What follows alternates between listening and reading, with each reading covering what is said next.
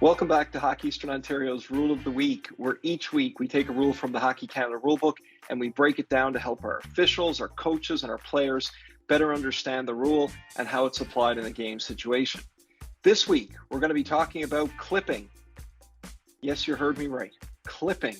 What is it? Stay tuned.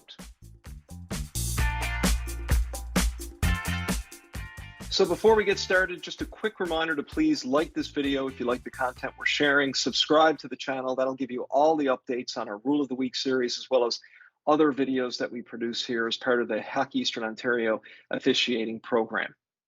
So this week, we're going to be talking about clipping. What is clipping? Well, it's a new word that we've started using for a penalty that's kind of been around for a while. So let's get right to it.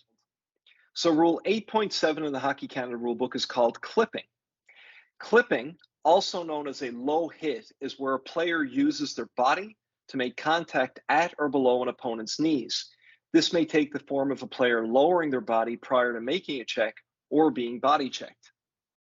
In determining degree of violence, the referee should also consider the degree of impact with the ice, as clipping fouls may cause players to be thrown through the air, and the subsequent impact with the ice can be very dangerous. So clipping is not a new rule per se. It's always been around, except we've called it tripping rather than clipping. What we're going to do is show you a few examples of what this looks like. But before that, we're going to talk briefly about what the types of penalties you can get for clipping. This season, we're asking officials to think more about the intent and consequence of an action on the ice.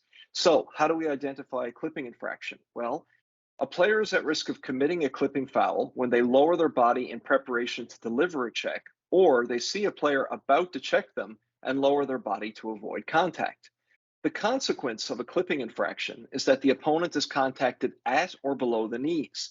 This creates significant risk for injury and must be strictly penalized. If this action has a high degree of violence, a major penalty and a game misconduct penalty must be assessed. So the penalties that can be assessed for clipping are the same as for tripping. A player can get a minor penalty for clipping, the signal being tripping. They can get a 5-minute major and a game misconduct penalty if there's a high degree of violence or there's injury occurs on the play. Finally, a match penalty may be assessed for a player who intentionally tries to hurt their opponent by clipping. Now let's show you a few examples. So in this first example, the defender lowers their body to make the check. Contact occurs at the level of the knee. The attacker is thrown dangerously over. A minor penalty for clipping would be appropriate here. Take a look. You can see here the player's skating up the ice. It's coming through. He's hit at the knees and he's clipped. Okay, so the player doesn't flip over. So that might be one of the justifications why only a minor penalty for clipping is called in this case.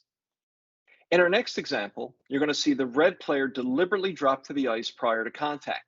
Contact occurs at the level of the knee. Attacker is thrown over with a high degree of violence, and as a result, a major penalty and a game misconduct for clipping must be assessed in this case.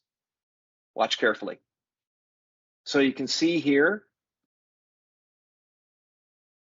player gets really, really low, clips, and you can see how this player is flipped over on the ice. Very dangerous play, and therefore a 5-minute major and a game misconduct penalty would be called at a minimum.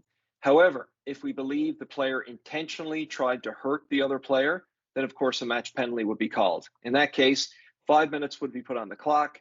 The player who committed the infraction would leave the game, and a substitute player who was on the ice at the time of the infraction on their team would then serve the 5-minute major penalty. So there you have clipping. The same penalties for clipping that would be called for tripping. You can get either a minor penalty, a 5-minute major and a game misconduct penalty, or a match penalty for clipping. As always, if you have any questions about this video or any of the videos we produced, feel free to send me an email, contact us on Twitter, or of course you can always leave a comment on our YouTube video. My contact information is below. You can also reach out to our referee-in-chief of Hockey Eastern Ontario, John Reed. His contact information is there below as well.